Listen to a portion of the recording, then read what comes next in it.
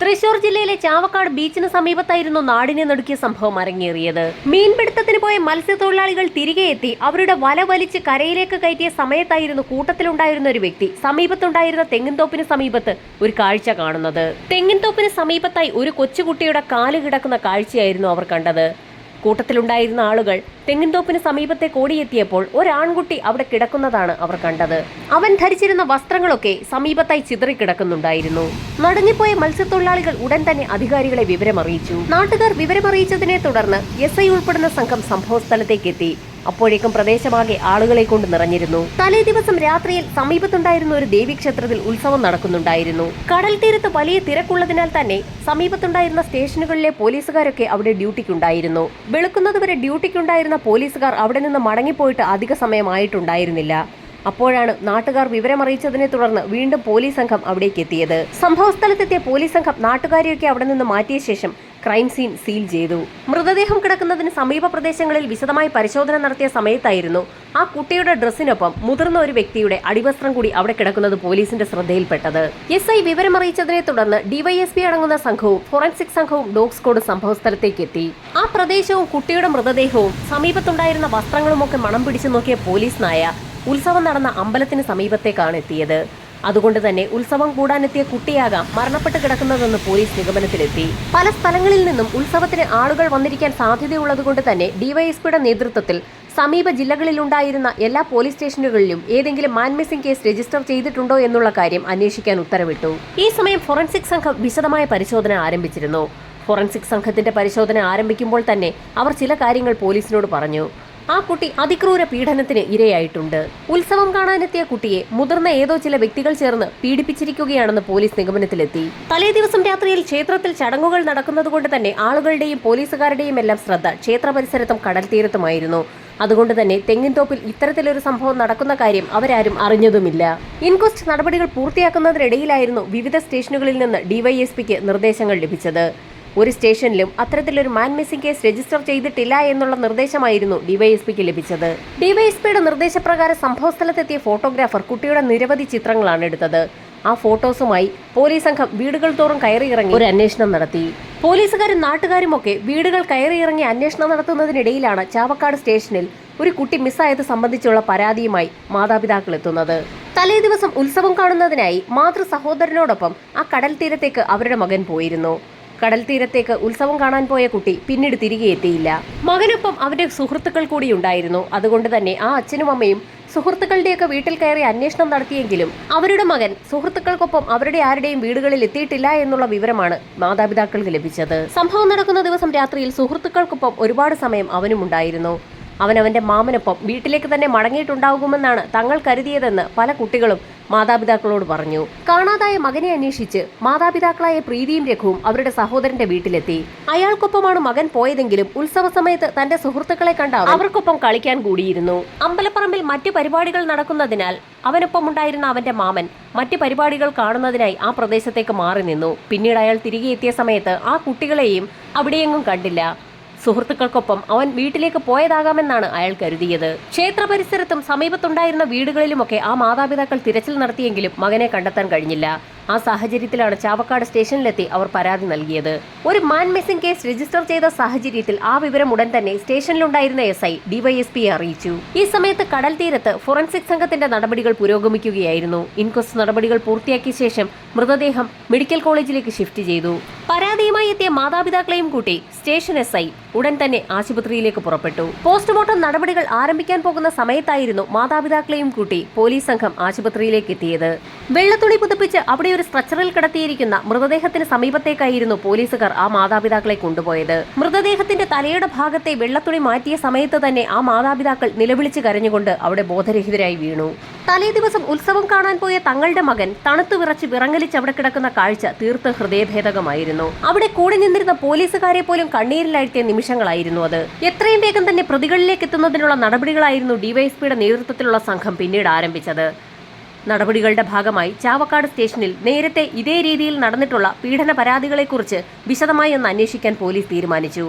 അത് സംബന്ധിച്ച് അന്ന് അറസ്റ്റ് ചെയ്യപ്പെട്ട വ്യക്തികളുടെ വിശദമായ ഒരു ലിസ്റ്റ് തന്നെ അതിന്റെ ഭാഗമായി തയ്യാറാക്കി. ലിസ്റ്റ് തയ്യാറാക്കിയപ്പോൾ അതേ രീതിയിൽ നേരത്തെ പീഡനം നടത്തിയിട്ടുള്ള 4 വ്യക്തികളുടെ പേരുവിവരങ്ങളാണ് പോലീസിന് ലഭിച്ചത്.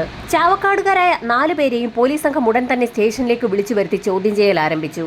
സംഭവം നടന്ന ദിവസം രാത്രിയിൽ 4 സംഘം എവിടെയായിരുന്നു എന്നറിയുന്നതിനായിരുന്നു പോലീസ് അവരെ പ്രധാനമായും സ്റ്റേഷനിലേക്ക് വിളിച്ചു വരുത്തിയത്. 4 പേരിൽ 2 പേർ ചാവക്കാട് തന്നെയുള്ളതും 2 പേർ ഇടക്കഴിയൂർ ഭാഗത്തുമാണ് താമസിക്കുന്നത്. സംഭവം നടന്ന രാത്രിയിൽ ആ 4 സംഘം എവിടെയായിരുന്നു എന്ന് വളരെ വിശദമായി തന്നെ അവർ പോലീസിന് മൊഴി നൽകി. അവർ പറയുന്ന കാര്യങ്ങൾ സത്യമാണോ എന്ന് അന്വേഷിക്കുന്നതിനായി ഡിവൈഎസ്പിയുടെ നേതൃത്വത്തിൽ സ്റ്റേഷനിലുണ്ടായിരുന്ന പോലീസുകാരെ 2 ഗ്രൂപ്പുകളായി തിരിച്ച് ചാവക്കാട് ഭാഗത്തേക്കും 1 സംഘം ആളുകളെ ഇടക്കഴിയൂർ ഭാഗത്തേക്കും അയച്ചു. ഏകദേശം 3 മണിക്കൂറുകൾ പിന്നിട്ട സമയത്ത് പോലീസ് സംഘം അന്വേഷണം പൂർത്തിയാക്കി തിരികെ സ്റ്റേഷനിലേക്ക് എത്തി.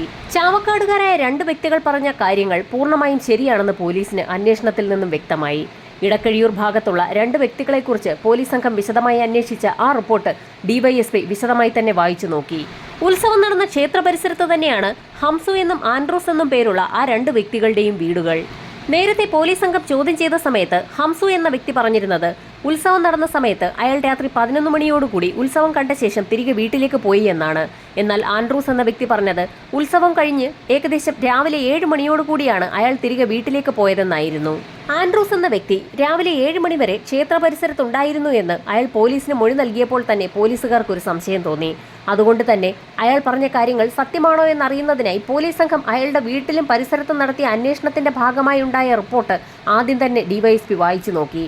അയാൾക്കൊപ്പം ഉണ്ടായിരുന്ന വ്യക്തികൾ അയാൾ രാവിലെ 7 മണി വരെ ക്ഷേത്ര പരിസരത്തുണ്ടായിരുന്നു എന്ന് സ്ഥിരീകരിക്കുന്ന രീതിയിലുള്ള മൊഴിയാണ് പോലീസ് സംഘത്തിന് നൽകിയിട്ടുള്ളത്. ക്ഷേത്രത്തിൽ നടന്ന പരിപാടികൾ കൂട്ടുകാർക്കൊപ്പം കണ്ടുകൊണ്ട് അയാൾ ക്ഷേത്ര പരിസരത്ത് തന്നെ ഉണ്ടായിരുന്നു.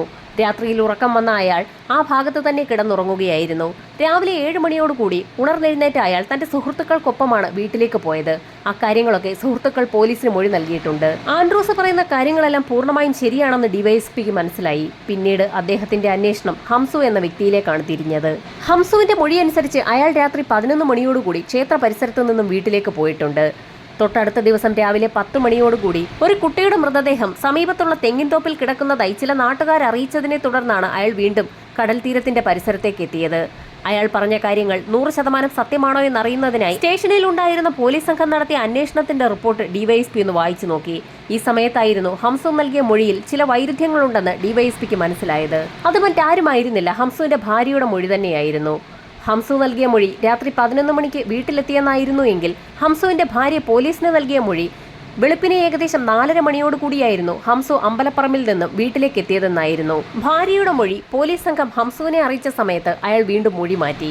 അമ്പലപ്പറമ്പിൽ ഉത്സവം കണ്ടുകൊണ്ടിരുന്ന താൻ ആ പരിസര പ്രദേശത്തിരുന്ന് കുറെ അധിക സമയം ഉറങ്ങിപ്പോയിരുന്നു എന്നും പിന്നീടാണ് അയാൾ വീട്ടിലേക്ക് പോയതെന്നും പോലീസിനോട് പറഞ്ഞു.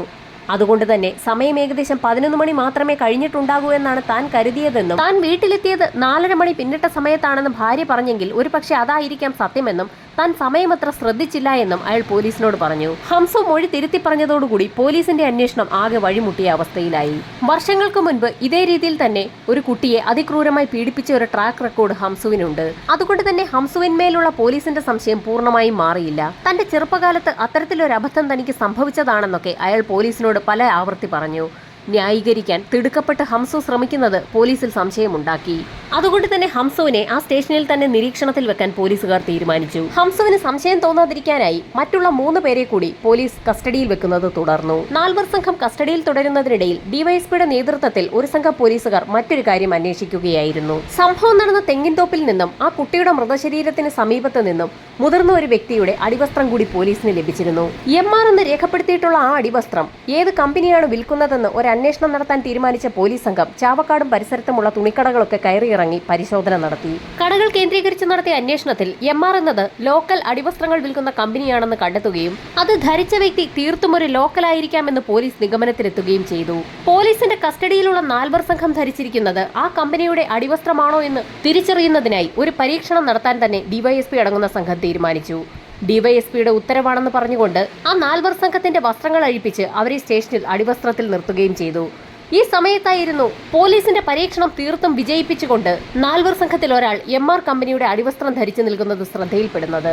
ഹംസു എന്ന വ്യക്തി തന്നെയാണ് MR കമ്പനിയുടെ അടിവസ്ത്രം ധരിച്ചു നിൽക്കുന്നതെന്ന് മനസ്സിലാക്കിയ ഡിവൈഎസ്പി തങ്ങളുടെ കൈവശം കസ്റ്റഡിയിൽ സൂക്ഷിച്ചിരുന്ന തൊണ്ടി മുതലായ തെങ്ങിൻതോപ്പിൽ നിന്ന് ലഭിച്ച മൃതദേഹത്തിന് സമീപത്തു നിന്ന് ലഭിച്ച അടിവസ്ത്രം ഹംസുവിനെ കാണിക്കുകയും അത് തന്റേതാണോ എന്ന് ചോദിക്കുകയും ചെയ്തു. ഒറ്റ നോട്ടത്തിൽ തന്നെ തന്റെ വസ്ത്രം തിരിച്ചറിഞ്ഞ ഹംസു അറിയാതെ തന്നെ അത് തന്റേതാണെന്ന് സമ്മതിക്കുകയും ചെയ്തു. താൻ പിടിക്കപ്പെട്ടു എന്ന് മനസ്സിലാക്കിയ ഹംസുവിനെ കൊണ്ട് പിന്നീട് സത്യങ്ങൾ പറയിക്കാൻ പോലീസിന് അധിക സമയമൊന്നും വേണ്ടി വന്നില്ല. ഹംസുവാണ് അതിക്രൂരമായി ആ കുട്ടിയെ കൊലപ്പെടുത്തിയതെന്ന് തങ്ങൾക്ക് മനസ്സിലായെന്നും ഹംസുവിന് സംശയം തോന്നാതിരിക്കാനാണ് മറ്റുള്ള വ്യക്തികളെ കൂടി ഹംസുവിനൊപ്പം അത്തരത്തിൽ സ്റ്റേഷനിൽ നിർത്തിയിരിക്കുന്നതെന്നുകൂടി ഡിവൈഎസ്പി പറഞ്ഞ സമയത്ത് ഹംസുവിന് തീർത്തും അമ്പരപ്പായിരുന്നു.